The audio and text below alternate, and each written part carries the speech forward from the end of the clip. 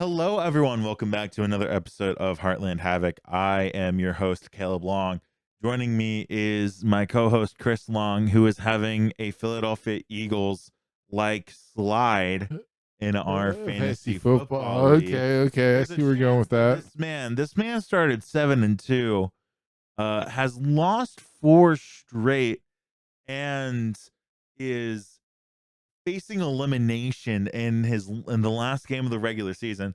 If he wins his game, he gets in. If he loses his game, he loses the division and will not make the playoffs. It's a win and get in. It's playoffs start this week for my fantasy team for the Cheyenne Yeah, Grizzlies. for the Cheyenne Grizzlies. And here I am, the Bloomsburg Brat, locked in for the number one seed, basically, Yeah. because we do seeding weird. I could lose my division, but our seeding goes based off of points. If you basically division winners, the three division winners, and then the next three teams that have the most points. Right. But because I have Jonathan Taylor and Jackson Smith and Jigba and Josh Allen and a bunch of studs on my roster, it doesn't even matter. It really doesn't matter what I do, Win or lose. win or lose.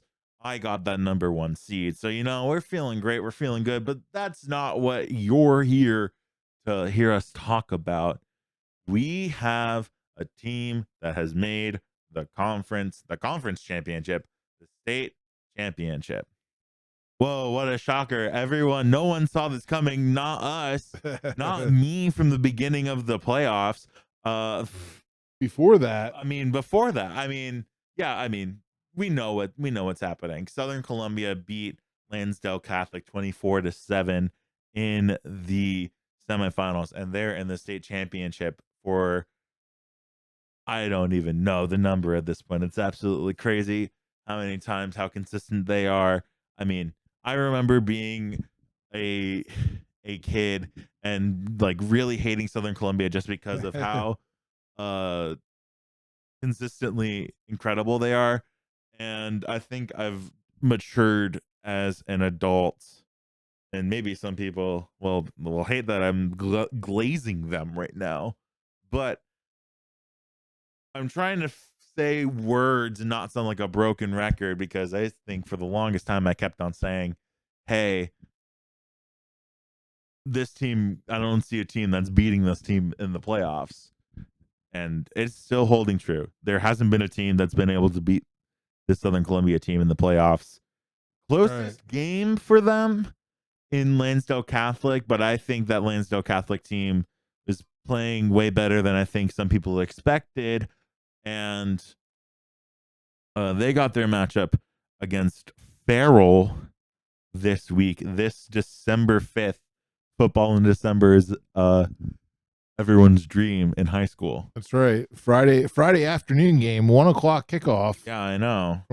From Cumberland Valley High School. Cumberland Valley High School. My papadre has the stats for the Lansdale Southern Columbia game. Sure. He wants to pull it up. His iPad went to sleep, so we're gonna go through these stats. That's how long the intro was. We can go through these stats a bit here. You had really Southern led by the quarterback Aiden Hockenbrock with two nice runs. Started off the game scoring 13-yard run for a touchdown to put Southern up 7-0, and then Lansdale Catholic they scored on a 43-yard run in the first quarter. This scoring happened in the first quarter.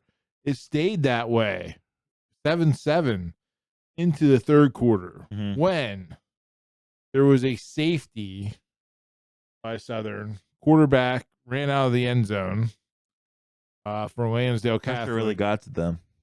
Grady Garcia then went in on a 2-yard run on a classic Delaware wing T running play, inside sweep. And then Hockenbrock again fooled the defense and went 31 yards for a touchdown. Capped off with a 2-point conversion by Braden Andrews there. That capped the scoring 24-7. There was only scoring in the first and third quarters of this game, interestingly enough. But Southern did dominate total yardage on the ground. 16 first downs to 9 for Lansdale Catholic. 47 rushes for 274 yards. Southern with a very balanced attack with 4 players getting 60 or more yards rushing. Mm-hmm. So Hockenbrock had 10 for 60, the 2 touchdowns. Braden Andrews, 13 for 62 from his spot back there in the backfield. Joey Williams, 9 for 67. And then Grady Garcia, 12 for 74 and a touchdown. This is the type of spread distribution that Southern and Jim Roth want to see at this point in the season. I want to see everyone get in the ball, keep everyone's legs fresh. 4 backs getting over 60 yards or more, all around 10 carries. Williams with only 9, but all around 10 carries.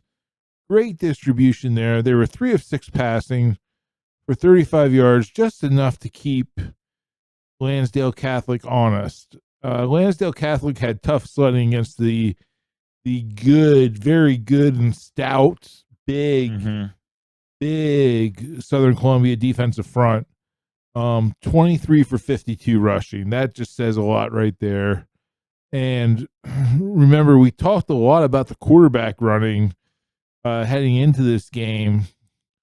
And he only had 12 carries for 14 yards. Yeah, I mean, this is a Southern Columbia team that's very good at keeping the QB honest and keeping the QB like getting consistent pressure and not letting the QB escape and run for long games. I always think about the Wyatt Brocious games where like Wyatt Brocious was basically neutralized like every time they played Bloomsburg.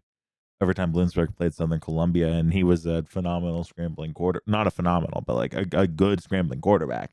Right. So, right. And they ran the offense through him and yeah, exactly.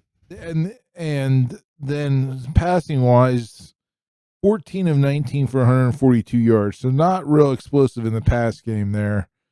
Their leading receiver only had 45 yards, 5 catches for 45 yards, including a third. No. Sorry, I thought he had a touchdown. We said the one run was for a touchdown. And that is interesting that Nick O'Brien had a 43-yard run. He ended the game, his rushing stats. You would think you'd think he'd be around 80 yards, right, Caleb? Yeah, at least around 80 yards. No. Maybe 90. No. 5 for 44. So he had 1 yard on the 4 carries the rest of the game. That's incredible. I mean, this is what we're talking about. What I'm trying to get across is this defense is really playing lights out, man. Just lights out. And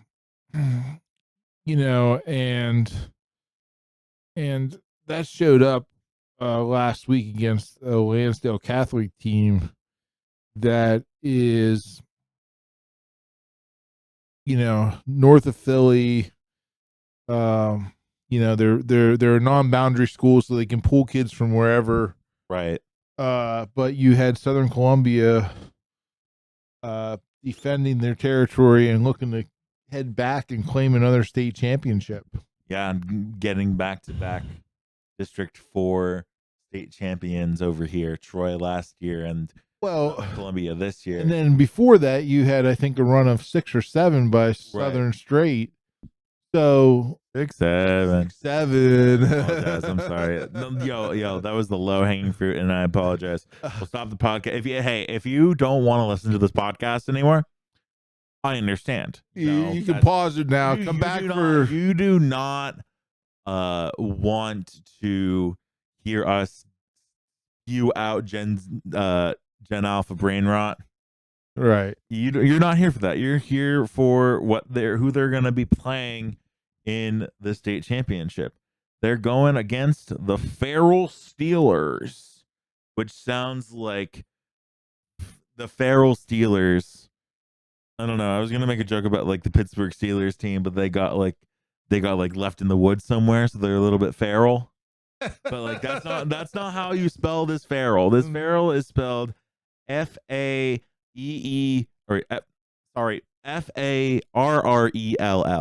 Farrell, or maybe it's Farrell. No, I think it's Farrell. I think it's Farrell. Yeah. We're the Pennsylvanians. We know how to pronounce Pennsylvania names.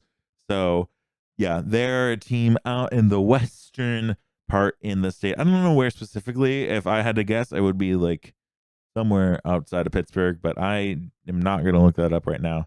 But Was there anyone from Farrell in at Grove City when you played there? I do not remember. I'm just curious. I do not remember. I just remember it was vaguely, it's vaguely out west because they do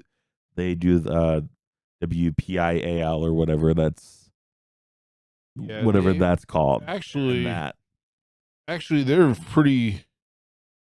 That's where Farrell High School is. It's actually in Mercer County, Caleb. Yeah, I was gonna say I remember looking it up and it's literally right off of 80. Right. Right. Right. So yeah, they are Southern Columbia's team that they're facing, and this is okay. First thing I noticed is that this team is a very high-powered offense.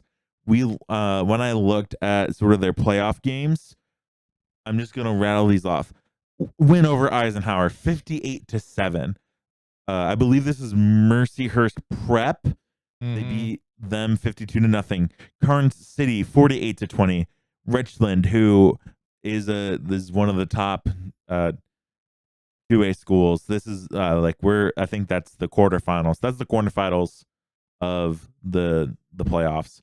32-14.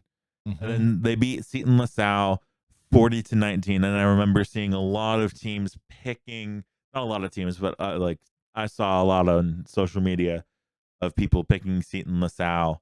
And there were a few that picked Farrell, but like this, I guess you could say, is a little bit of an upset, but not really. Max Preps has them ranked at 13, and I believe they have Southern Columbia ranked at 32. So technically, if we're going off of Max Preps, Farrell is technically ranked above them. Obviously, I'm gonna say that Southern Columbia has the better team. And here's my case. Here's my case. They have a very good running back, Julius Johnson. I believe That's a great name for a running back. Yeah, incredible name for a running back. The Max Prep stats say he's averaging 163 yards a game. He has over 2,200 rushing yards in this season. Like, this offense goes through him, and not necessarily him alone, because the quarterback, Aaron Pegasus, but like dropped the extra us at the end. He's like very similar. I feel like very similar to Aiden Hockenbrock in the fact that this team can effectively pass the ball, but they're better at running the ball. That they only pass when they sort of need to, but they're gonna run the ball and try to pound it through your throat. But Aaron Pegasus throwed for a little shy of 2,000 yards. Very good at keeping the ball from the defense. 21 touchdowns to 1 interception. QBR rating only one interception. Only one. That's what Max Prep says.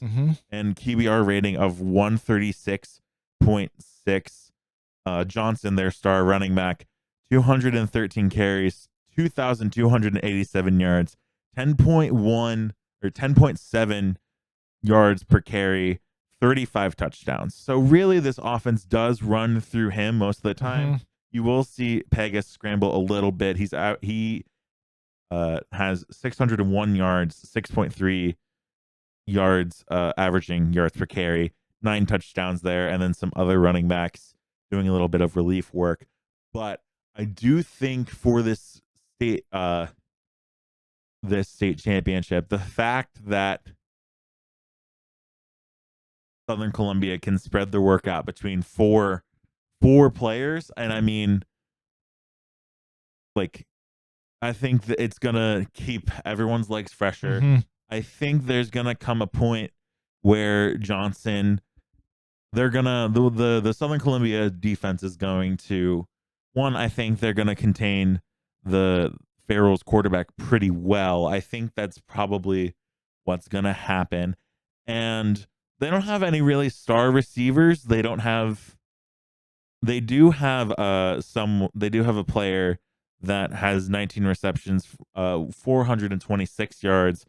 And that's an average of 22.4 passing yards and or yards per reception and 5 touchdowns. But that's their leading receiver, Dorian Kane. There's another receiver that has 419. Definitely more of their possession guy because he has 32 catches for 419. But I will say that, like, if you look at the numbers, you can look at the numbers, and it's very much going to come down to which running game is going to be more effective. And I mean, obviously, call me a homer because this is what I'm going to say. I think that the fresher the legs are in this game, the better the outcome for Southern Columbia. So if they can hit runs with Garcia and then swap him out and then get some more runs, maybe Hockenbrock does some running or Williams does some running. Great.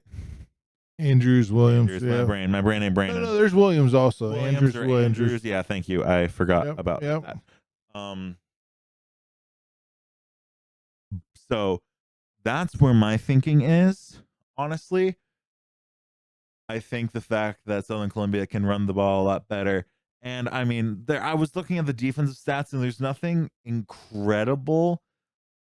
I think if Southern Columbia really wants to dominate this game, they're going to need to find some way to get some turnovers, which I think is going to be hard because, I mean, that quarterback has only thrown 21 touchdowns and 1 interception. So, like, that's an incredible. That's a Matthew Stafford early in the season passing stat. And, like, we're recording this after he threw like 3 picks against the Carolina Hurts has Panthers. only thrown 2 interceptions.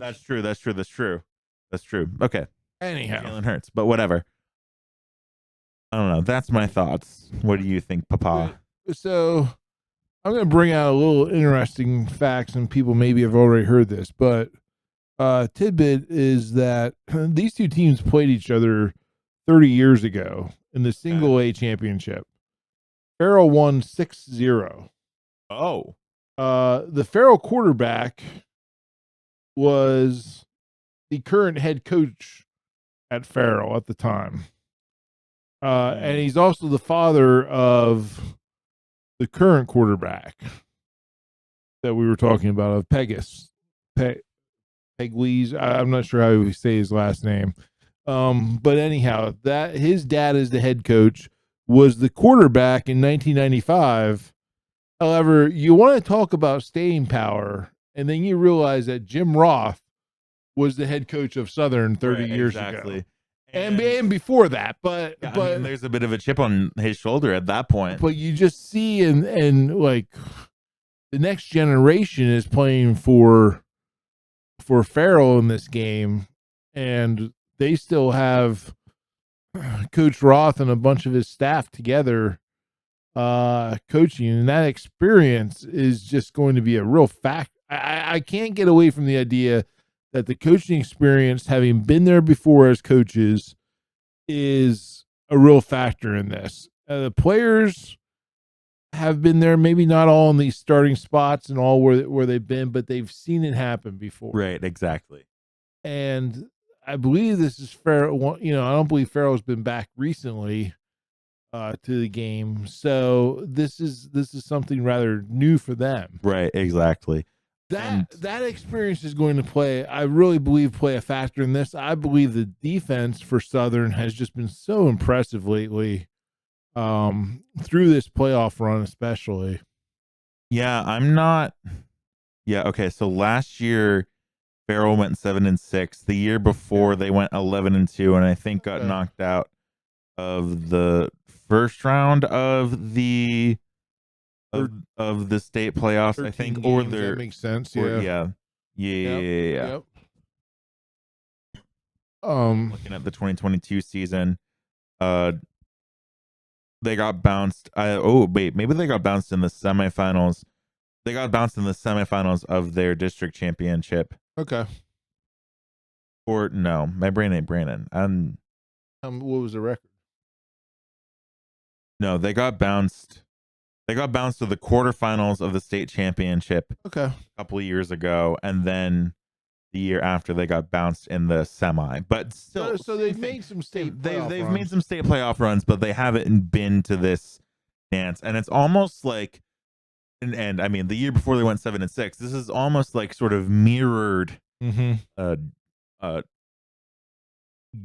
seasons for them, for both teams. It's like the Spider-Man meme where they're just pointing at each other, because this is, both teams came off of an off year, like 7-6, whatever Southern Columbia did, and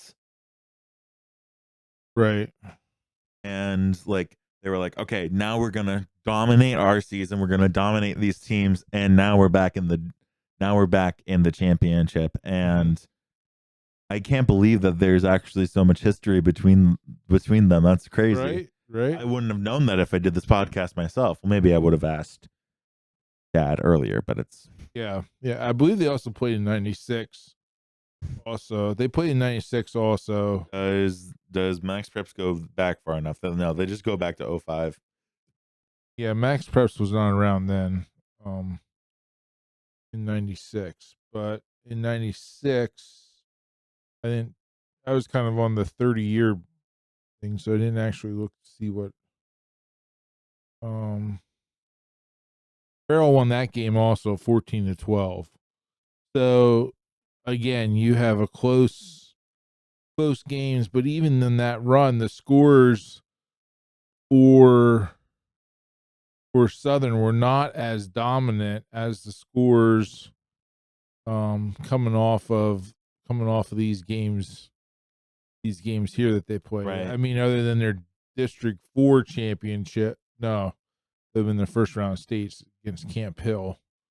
They won that game pretty good, 46-22. But then they barely got by Shenandoah Valley, 19-12, and then they faced Farrell and lost 14-12.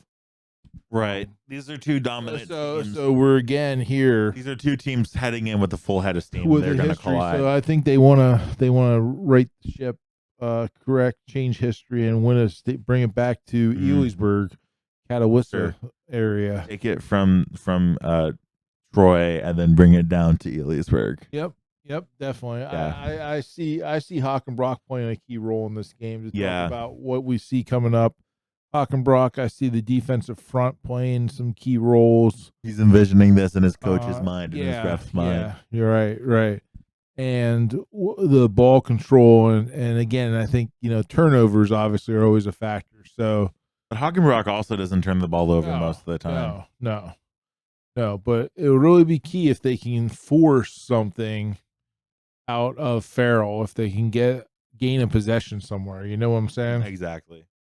So that's I mean, I'm excited. Unfortunately, the game's like at 1 o'clock on Friday afternoon. Yeah, I mean, we both some work. people will probably, bang out of work early and have it on the radio. I don't know. It's a little too late for me to call off, unfortunately. Yeah. I would have used my PTO if I thought about it. But maybe watch a replay later on or something. Yeah, we'll watch the replay later on at some point. Who knows? Who knows? All right. There we go. That is our take on what we think is going to happen. Southern Columbia is going to get this win. There's no team that's going to beat Southern Columbia, and I'm not going to stop that opinion. Right. So now we have our final segment, the Talking Time Machine. Okay. So last time I did not know what a public line was. Party line. Party line. Thank you. Party line. And I will say, I can't say what my sister initially thought what a party line was, but it was way closer. It was way more off than what than I guessed. Mm-hmm. And my dad's pulling up a YouTube video. No, I'm not. Oh, that was just on your phone, genuinely. Oh, I had pulled that up to double check.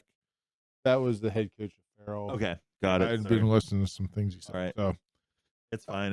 I do that sometimes too. It's fine. Yeah. Doing live research. Okay. No, I'd done that before. So I thought I saved this. So Caleb, boy, as we're in category, as we're into December here. Oh boy, just shoot your eye out, kid. Great story? Christmas. Yes, a Christmas story. That is got correct. It right. That was not the Talking Time Machine, but I love it. Right. I feel very, very proud of you. Dad, we've watched that movie before. I watched that movie in school. You loved you thought the Ralphie. lamp was the funniest part. Right. Yeah, you sick dude. It's great. Come on, It's man. great. So no, I want you to try to put yourself in 1983. Okay. In 1983, I was 9, almost. You have your Christmas list. I from was 9, almost 10 1983. years old. What did 9 to What 10-year-old was the top toys for Is boys this an article? in Okay. 9 to 10-year-olds? Okay. G.I. Joe. That is correct. Is that the first? Is that? That's what I wanted. That's what I was into Yeah, the to most. be fair, that is the big 80s lexicon. That is like lady 80s toys. Mount Rushmore is G.I. Joe. Yeah, the article also named another one featuring action figures.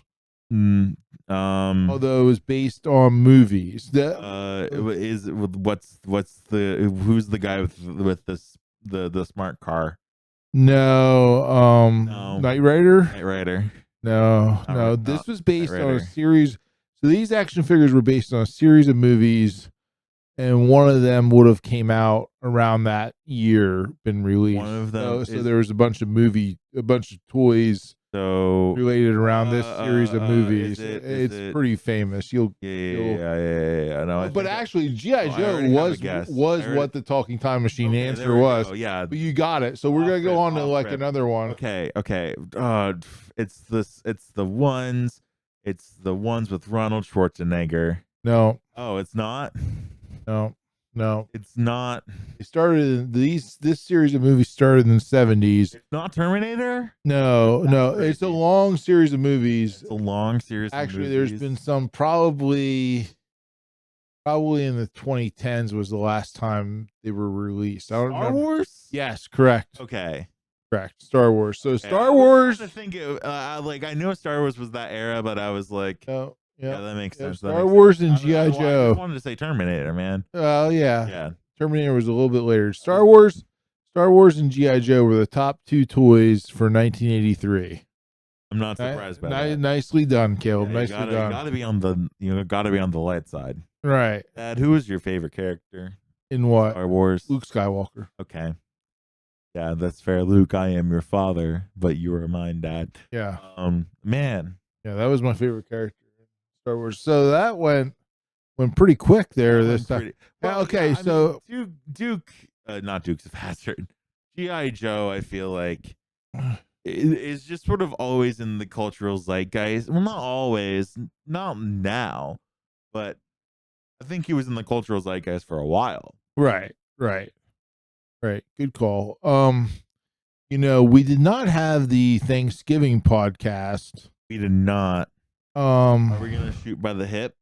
There was some, one of the things you said was some sports hot takes. Sports hot takes. Now, I just want to. This is not a hot take anymore, right? Because of what's happened in the days since we were going to record this, in the week or so since. Oh, okay, wait, go for it. But I wanted to go on record and say, since early on, my choice for my hope for the Penn State head coach job. Oh no! Was that they should bring back they should bring in Bob Chesney, a local product of Coltmont, PA, and Ward's Regional, and he's just won everywhere he's gone. Right, exactly. No, winning record about this before, and now he's going to UCLA. Now he's going to UCLA. So, I mean, that was going to be my take, was that Bob Chesney was going to be the next head coach at Penn State. You know what's hilarious? I just opened up Instagram, and the first thing is a post from Adam Schefter being like a quote from Ben Roethlisberger saying about Mike Tomlin, go be Penn State's head coach. He'd probably go win national championships because he's a great recruiter. And yeah. So that was posted by Adam Schefter. So that is incredible timing. So we're adding Mike Tomlin to the. I guess we're adding Mike Tomlin to the Penn State possibilities. Yeah, I think the Pittsburgh fans that are also Penn State fans I was gonna say they wouldn't hate it, but I don't know if they would. I know some Pittsburgh fans who want Tomlin gone. Like, I know years exactly. ago. That's what I'm saying. That's what I'm saying. It's like if he became the Penn State coach, they'd just be like, "Man, I can't get him out of my life." He's right. been on the Steelers for like 20 years, man. Yeah. And then if you And then he's been at the Eagles game serving us beers yes for 20 Yeah. years. Yeah. No, I knew where you were going with that. I knew where you were going with that. I mean, so yeah, I have my list of sports hot takes. I don't know. We might. We don't have to go. We don't have to do one. I'm it. gonna do one of them. I just wanted to go on record as I'm gonna saying do that. one of them. That's my favorite. And college sports should have a regulation / promotion system like soccer. Like relegation. like relegation. Gotcha. Like soccer, like European soccer. 'Cause Yeah. I think there is almost like not necessarily like a problem. There is a problem with NAL, and I don't know if this fixes it. Like there's some ways to fix it that I've seen. There's where it's like, oh, they should introduce a salary cap or like something like that. Whatever. Then that's just pro sports. Right. And that's actually just pro sports. So I was thinking about it, and there are some like YouTube videos that are like experimenting with it, and it's just a fun experiment. I think it's an actual really good idea. You pair a Power 5 school or like a Power 4 school with like a Group of 5 school and a couple of like FCS, couple of FCS conferences, and then you do D2, then you go down to D1 or D3, and then you do like NAA, NI, AI, or right, NAI, and like JUCO, and then sort of like relegate or promote however you see fit. So I think it keeps smaller prospects who do well like a little more loyal, because if they're loyal to the team and the team plays well enough, like a Susquehanna will go to D2 and then go to D1, like FCS level, and like they can work their way up. It also I feel like there are some like big schools that just don't care anymore. Yeah. So that'd be like, oh, you have to kind of care now. It would make the bottoms of, I think, the Power 4 conferences a little more competitive, because hey, you don't want to get relegated. That's absolutely terrible. And think about it. And I think, and I understand there's like the contracts with the conferences. I think if you're just in the conference in general, then the conference, like, I don't know how that would work, like, because they give you funding or whatever. But that is my hot take, and I think it's a fun idea. I like it. I like it a lot. I'll tell you who else. My friend Matt would really like it, so I gotta get him to listen to this, because he likes Premier Soccer League and talks about relegation and stuff. Right. I think there's enough teams where you could do it too. Like, yeah, but then you gotta think though, would this go across? So could you have like let's say like Penn State didn't have a great football season. They made the bowl game, but they're not getting relegated. Relegated. I think it's like where I'm going there, bottom 2 and top 2 of a conference. So like who for 3, top, bottom 3, I'm trying top to think 3. of a bottom team.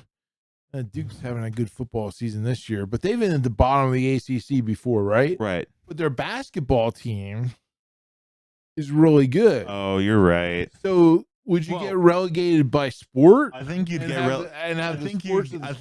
relegated by sport. Okay.